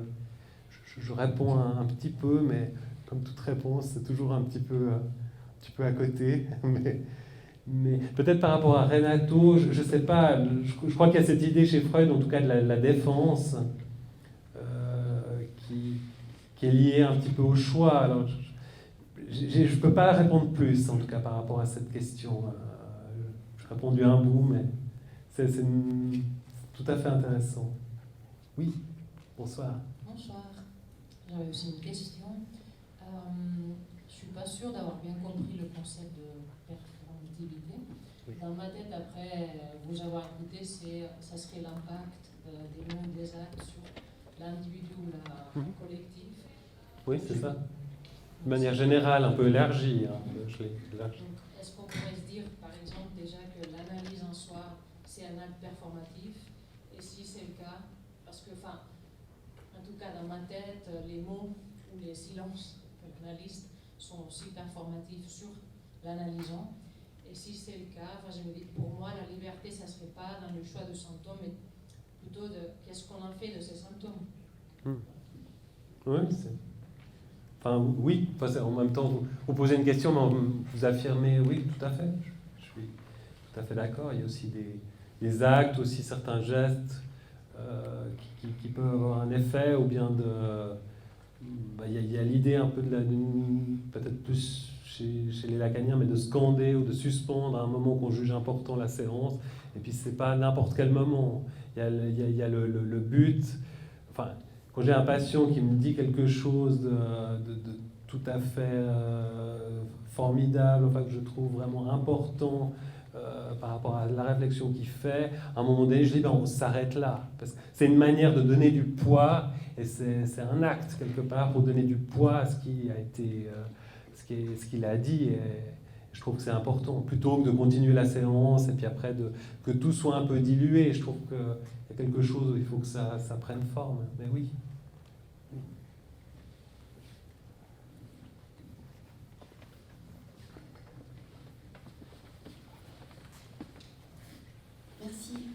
J'ai juste une remarque et puis ensuite une question. Comme j'ai lu le titre, en fait, il y a quelque chose dans le titre aussi qui me met mal à l'aise, puis ça rejoint un peu la remarque précédente. Dans symptôme, pour moi, c'est quelque chose qui est montré à quelqu'un d'autre, donc c'est une interprétation d'un signe. Le symptôme, c'est un terme un peu clinique que généralement un médecin ou un thérapeute pose sur quelqu'un. Est-ce que, en tant que sujet, puisqu'il s'agissait de se mettre à la place du sujet, de parler au nom du sujet, c'était un peu ça, la présentation. Est-ce que le sujet parlerait de symptômes pour parler de ce qu'il est, ce qu'il vit, ce qu'il ressent? Est-ce que c'est pas déjà une interprétation de dire y a-t-il une liberté dans le choix du symptôme? Déjà une manière d'utiliser un jargon qui est propre à un regard extérieur à celui qui vit sa souffrance ou qui l'exprime tant bien que mal. Et du coup, je me suis dit, ma question était la suivante, est-ce que vous avez une liberté dans le choix du symptôme?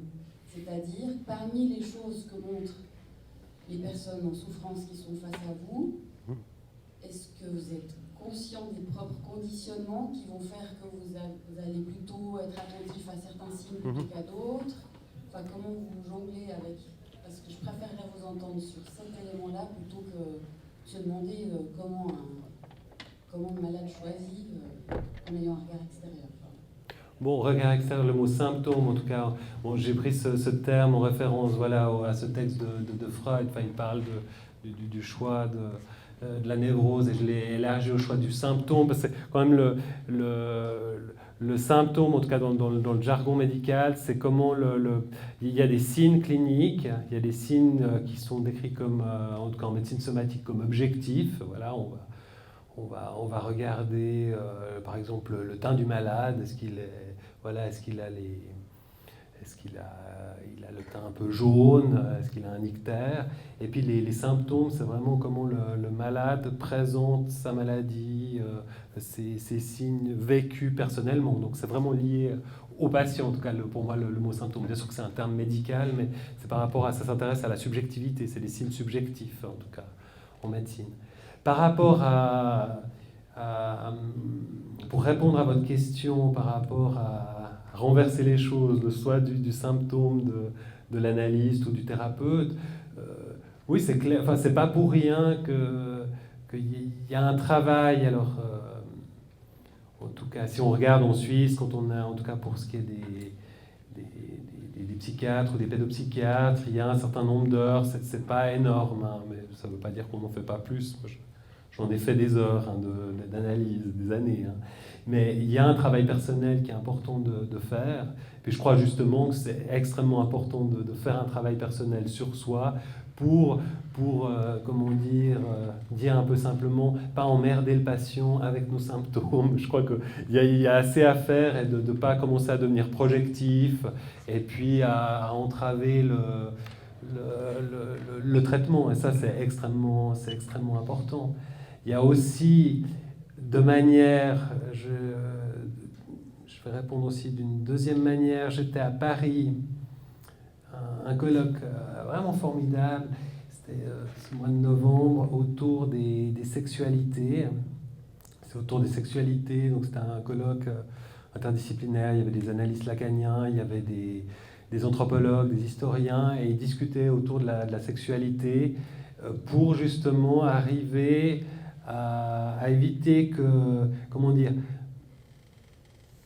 on a besoin d'une certaine manière de catégoriser les choses, de catégoriser le monde. C'est important d'utiliser ça comme outil pour le comprendre, sinon ça donne certains angles, ça permet de mieux comprendre les choses, mais il y a aussi le problème que les catégories, elles nous enferment, elles nous enferment notre regard. Et le but, justement, en tout cas un des organisateurs, l'analyse Pierre-Marie, c'était de pouvoir sortir de certaines catégories pour pouvoir entendre la singularité des différents patients et de montrer que c'est bien de faire tomber les catégories. Donc, pour moi, c'est une question que j'ai toujours et encore maintenant en me disant, mais voilà, on utilise à quoi nous servent les diagnostics, que ce soit les diagnostics psychiatriques DSM ou les diagnostics psychanalytiques, est-ce que c'est une névrose ou une psychose, etc.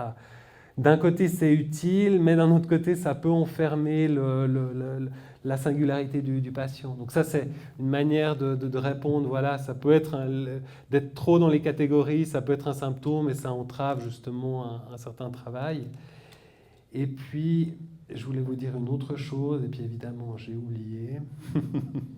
Ça va me... Un oubli, effectivement, une formation de l'inconscient. Voilà, c'est mon sac qui s'agite, je ne suis pas libre de médire en ce moment. Bref, je vais lire un petit peu, mais oui, non, mais je crois que... Enfin voilà, je répondrai ainsi. Oui, et l'autre chose, c'est que je crois qu'il faut aussi voir, voilà, quand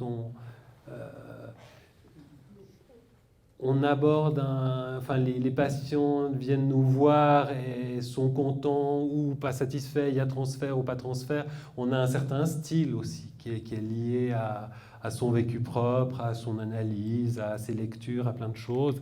Et puis voilà, on construit. Pour moi, il y a quelque chose aussi d'une co-construction, en tout cas. Je suis peut-être un peu analyste, un peu américain, comme ça, un peu à l'américaine, mais il y a aussi quelque chose qui se construit à deux. Et puis, c'est vrai que, en tout cas, avec mes patients, j'encourage et j'essaie de les mobiliser pour qu'ils interprètent. Enfin, j'avais dernièrement une patiente, elle me parlait d'un événement, je ne vais pas rentrer dans les détails, qui lui était arrivé. Puis j'étais là, je disais, ouais, mais vous en pensez quoi? Et puis ça lui a permis un travail associatif et de comprendre un peu pourquoi elle avait vécu tel événement. Donc je pense qu'il y a quelque chose aussi qui se construit, voilà, avec le patient. Et voilà. Oui. Et du coup, moi, je prolongerai la question de Béa sur un problème. Bon, déjà, il y a quelqu'un qui vient parce qu'il a un manque. Moi, je mets la barrière. Je dis, non, mais pourquoi tu supposes ça de quelqu'un comme ça? Il t'a rien fait, il vient te voir, il vient discuter. Bon. La question de la performativité. Bah, il a quand même un manque, il y a quelque chose qui ne joue pas dans sa vie. Ah, mais alors ça. Bon, en général, mes patients vont pas très bien quand ils viennent me voir. C'est possible qu'ils aillent pas très bien, mais c'est désigner ce qu'est un corps de manière beaucoup trop brutale pour moi. Et beaucoup trop violente. Mais pour revenir sur cette question de brutalité, la performativité, c'est un concept tout à fait intéressant, qu'on travaille au théâtre, qu'on travaille en philo du langage et tout. Bon. Et tout à coup, quand a été mentionnée la question de, vous l'avez dit, par rapport à une vitalité, la résilience. La résilience, c'est très beau, on en parle, c'est quelque chose de beau, mais alors tout à coup, ça peut être un concept utilisé sous la forme du pouvoir. Donc on entend un politicien dire oui, le peuple est résilient, il comprendra les réformes du gna. Bon. La performativité aussi. Et la question, c'est dans quelle mesure est-ce que le thérapeute, qui dispose quand même d'un statut sociétal de pouvoir, avec des capacités de prescription qui sont fortes, et un pouvoir de décision, donc pouvoir vraiment au sens où un pouvoir, c'est quelque chose qui va décomposer les rapports et diminuer une puissance. Comment est-ce que tu gères la violence de la performativité du diagnostic ou du dire le symptôme, puisque c'est une assignation? Ça, on discute, on regarde, on fait une herméneutique, on essaie de distinguer quelque chose, on comprend qu'il y a un symptôme, l'herméneutique est faite, et tout à coup, on la renvoie chez l'autre par un diagnostic ou toute autre forme de langage, mais ça reste un retour du signe renvoyé peut-être sur le patient ou sur le monde du patient. Et ça aura des effets.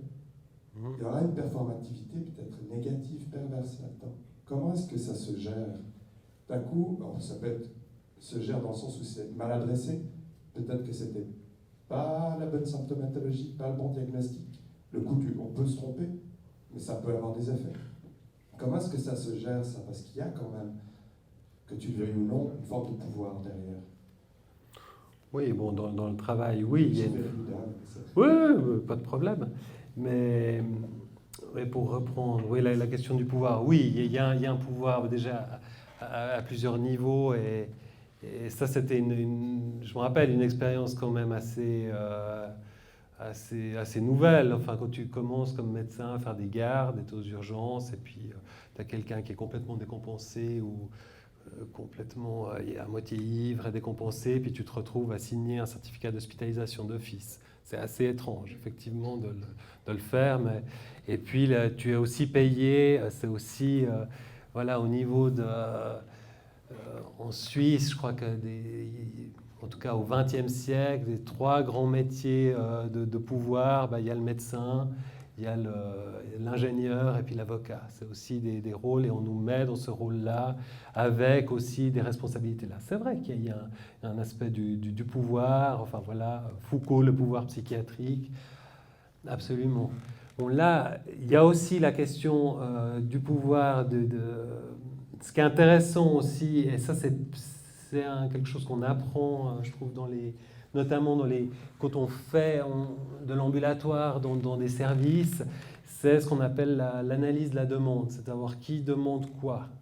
Parce qu'il y a un bon nombre de patients, justement, qui là n'ont effectivement aucune demande, qui viennent parce que c'est la justice qui a demandé de venir, parce que c'est les services sociaux qui l'ont poussé à voir quelqu'un, ou même les enfants, parce que les parents remarquent que l'enfant est agité, qu'il se fâche, que ça ne va pas à l'école, etc.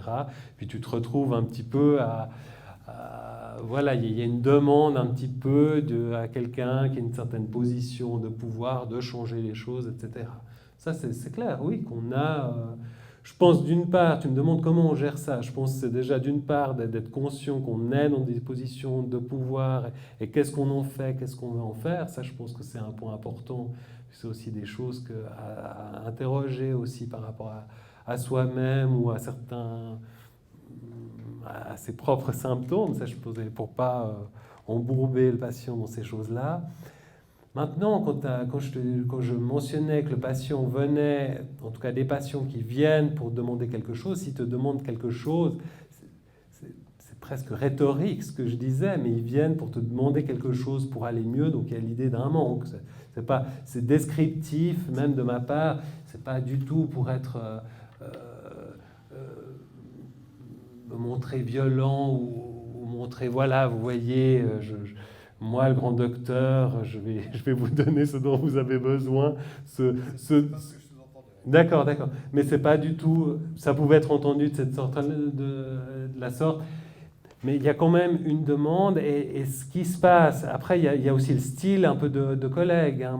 Moi, je sais que par rapport à le diagnostic que je fais avec des patients, tu parles de diagnostic, moi j'appellerais de circonscrire un problème, c'est de discuter avec la personne et de voir ce qui cloche dans sa vie et d'essayer de repérer, de le faire réfléchir sur ce qui ne va pas, sans forcément lui dire, voilà, vous avez tel diagnostic. Bon, c'est vrai que j'en parle relativement peu des diagnostics, mais il y a certains patients qui demandent, qui sont perdus dans leur vie, et le fait de mettre un mot un peu précis qui circonscrit quelque chose, le demande, et à ce moment-là, je le fais. Ou si j'ai des rapports d'assurance, ou si je dois prescrire une médication, c'est quand même pas mal d'être un peu au clair sur ce qu'on va donner, quel est le diagnostic. Mais disons que pour moi, ce qui est le plus important, c'est plutôt le diagnostic, je dirais, subjectivé, enfin ce que va en faire le patient. Et il vient là pour ça, finalement. Puis à un moment donné, aussi, tu parles de rapport de pouvoir, mais il y a aussi certains patients mais qui viennent un bout de leur plein gré, hein, tout à fait, mais à qui ça ne convient pas, où il n'y a pas de transfert, ou peut-être ça leur déplaît, et ils partent. Hein, aussi, ça, je veux dire, on ne peut pas les... Voilà, il y a aussi des limites, il y a aussi énormément de limites à ce qu'on peut faire et à l'action. On parle de pouvoir, mais il y a aussi une certaine limite, même en question médicamenteuse aussi. C'est des fois, on peut être fin et puis être sûr, et puis paf, des patients, on est sûr que ça va jouer, etc. Et on se plante. Soit il a des effets secondaires pour un traitement qui habituellement n'en a pas. Enfin, je veux dire, On est, d'un côté, on nous assigne, on nous met à une place un peu de pouvoir, et aussi le patient vient parce que, voilà, en termes lacaniens, le sujet est supposé savoir. On nous suppose un savoir, alors on a un bout de savoir, mais on ne connaît pas de fond en comble de ce que vit le patient. C'est le travail qu'on va faire ensemble et aussi le sujet supposé savoir chez le patient aussi. Ça, c'est aussi assez lacanien comme notion. Le patient, l'analysant, est aussi un sujet supposé savoir aussi. Et ça, je pense que c'est important aussi de le souligner. En tout cas, avec mes patients, je leur dis, mais vous en savez aussi un bout. Quand je vois des parents qui parlent de leur enfant, mais je veux dire, vous connaissez votre enfant mieux que moi, alors comment vous pensez les choses? Donc, pour te dire, les choses ne sont pas aussi... il peut y avoir, bien évidemment, une brutalité, mais voilà, il y a différentes manières de faire. Merci Marc-Antoine, est-ce qu'il y a encore une question? Une ou deux questions? Oui. Peut-être qu'après, on propose de continuer la conversation autour d'un verre. Encore une ou deux questions? Non, mais c'est une bonne idée. Moi, j'ai une question concernant, en fait, justement, dans cette relation de pouvoir que peut avoir le médecin, mais aussi, de nos jours, j'ai l'impression que beaucoup de personnes se donnent ce pouvoir d'autodiagnostic de par l'information qu'on peut avoir sur tel ou tel symptôme, et notamment la question des dérives qu'il peut y avoir quand, par exemple, un parent autodiagnostique son enfant, quelle que soit la détermination, si c'est HP, si c'est ceci ou cela. Et je me demandais comment vous arrivez à placer là-dedans, parce qu'il y a aussi des parents, je pense, pour qui c'est très difficile d'entendre un diagnostic posé sur son propre enfant, et qui préfèrent peut-être parfois avoir autodéterminer la symptomatique de son propre enfant. Oui, effectivement, ça arrive. Et puis en plus, il y a un accès, oui, en tout cas facile à... Des fois, moi je me rappelle, c'était pour Renato, c'était pour un colloque lacanien aussi. Je m'étais intéressé justement au TDAH, donc au trouble d'hyperactivité, et puis le titre de ma présentation, c'était le diagnostic pour défense. Beaucoup de familles, quand je travaillais dans une consultation tout venante, il y avait énormément de demandes pour des bilans de TDAH, parce que l'enfant justement était agité ou n'arrivait pas à se concentrer. Puis il y avait vraiment une demande d'objectiver la chose. Puis ce qui était frappant, c'est qu'il y avait... Oui, l'enfant était agité. Est-ce que c'était un TDAH ou pas? Pas forcément. Mais il y avait tout un environnement qui n'était pas tout simple, entre des conflits au sein de la famille ou des divorces. Et finalement, l'agitation de l'enfant était une manière pour lui de réagir de manière un peu dépressive à ce qui arrivait, dans un bon nombre de cas. Et je trouvais que ce diagnostic, ça fermait justement. Alors, c'est toute la question de ces catégories. D'un côté, c'est utile parce qu'on a besoin de penser les choses. Et puis à un moment donné, c'est quand même utile, ça peut être très utile, on a besoin de trancher ou d'aller dans un sens pour continuer un cheminement. Mais d'un autre côté, il y a le revers. Le revers, c'est le côté enfermant. Alors voilà, il a un TDAH, on va lui donner de la Ritaline, etc. Puis on ne va pas aborder tous les autres aspects. Donc, quand il y a des demandes, les choses sont trop construites dès le départ, il y a l'idée un peu d'ouvrir les choses et d'essayer de comment comprendre. Peut-être que cet enfant a tel diagnostic, mais quelque part, on s'en fout un peu on s'en fout qu'il ait tel diagnostic ou autre, voilà, il est borderline ou je ne sais quoi, ça m'entend tellement. Mais c'est ce qu'on va faire avec la personne, je veux dire. Et puis la personne, qu'elle ait du plaisir à venir, à s'interroger, à trouver éventuellement une médication. Dans certains cas, c'est très utile aussi. Mais je veux dire, c'est qu'on puisse faire quelque chose. C'est plutôt dans cette idée-là. C'est pour ça que voilà, aussi par rapport à ta question, Julien, aussi, oui, il y a une place de pouvoir, il faut en être conscient, mais il y a aussi, voilà, il y a quand même quelque chose qui se fait à deux, largement, quoi. Et donc tu pourras à ce moment-là dire que le but c'est d'instaurer un espace où on va faire avec le patient, on va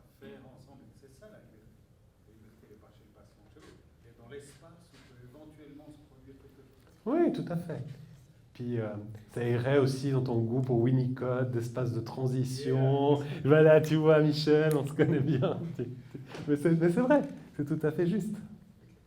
Alors moi je viens avec deux questions qui peuvent être énoncées de façon extrêmement brève et qui appelleraient sans doute des réponses encyclopédiques, donc il faudra que tu sois bref. Est-ce que le terme, première question, le terme émancipation, émancipé, enfin je sais pas, ce qui donne donc faire œuvre d'émancipation, qui font le fil rouge de notre saison, est-ce que ce terme a un sens pour la psychanalyse? Est-ce que dans la psychanalyse, c'est un vocable que la psychanalyse peut s'approprier, auquel elle peut donner sens? Ça, c'est la première question. Puis la deuxième question, elle renvoie à tout ce que tu as dit sur les performatifs. Et ces exemples performatifs que tu as donnés, moi, ma réaction, ce serait de dire, au fond, est-ce qu'il ne serait pas plus performatif de parler d'une historisation de l'inconscient? C'est-à-dire qu'au fond, les formations inconscientes sont seraient le fruit de l'histoire collective, qui s'imprime, et qui évolue, et qui se transforme, et qui se modifie. Et du coup, effectivement, on a des figures d'inconscient qui bougent sensiblement d'une époque de l'histoire à l'autre. Voilà, c'est assez court. Et, tu vois, performatif, ça renvoie trop à l'énoncé de certains sujets déterminés. C'est ça qui moi, me fait reculer. C'est pour ça que je propose, moi, d'englober dans un moment historique quelque chose, et à ce moment-là, ça ouvrirait effectivement dans une espèce d'herméneutique des inconscients pour des périodes historiques, quelque chose comme ça. Voilà.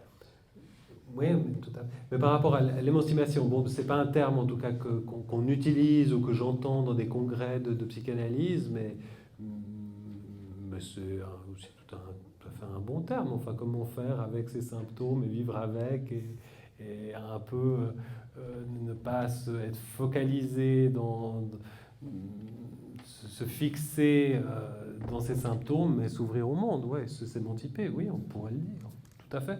Mais d'ailleurs, je crois que ça jouait bien, parce que c'était aussi d'ailleurs un des... on a eu aussi, petite anecdote, enfin voilà, une discussion de comment combiner ce thème sur la liberté et puis la question créative. Et puis le mot émancipation était vraiment lié bien les choses. Et c'était très bien choisi, je trouvais. Maintenant, par rapport au côté performatif, je répondrais peut-être de manière un peu clinique.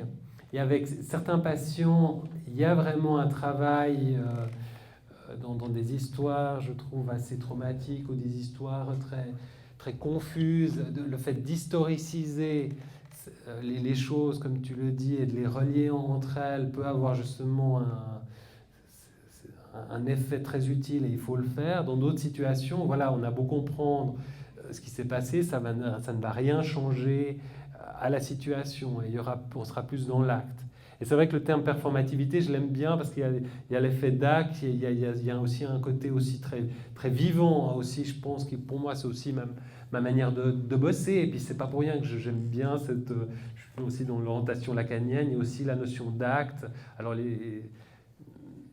bien sûr que j'ai extrait un concept philosophique qui n'est pas utilisé chez Lacan du tout. Je ne crois pas qu'on trouve ce mot performativité dans ces textes, mais je trouve qu'il y a la notion d'acte, quelque chose de dynamique et vivant qui est important. Et avec certains patients, il y a des actes à poser, je trouve, plus qu'à historiciser. Alors ça dépendra du type de patient, on s'adapte. J'espère répondre un peu à ta question. Merci beaucoup. Je vous propose qu'on s'arrête là. Si vous avez d'autres questions, Marc-Antoine reste encore un petit peu. Le bar est ouvert. Merci beaucoup d'avoir assisté à cette soirée. Et on vous donne... merci beaucoup à Marc-Antoine. Merci encore. Merci à vous. Merci à Vincent qui était au bar. Et puis on vous donne rendez-vous jeudi prochain, le 9 décembre, avec...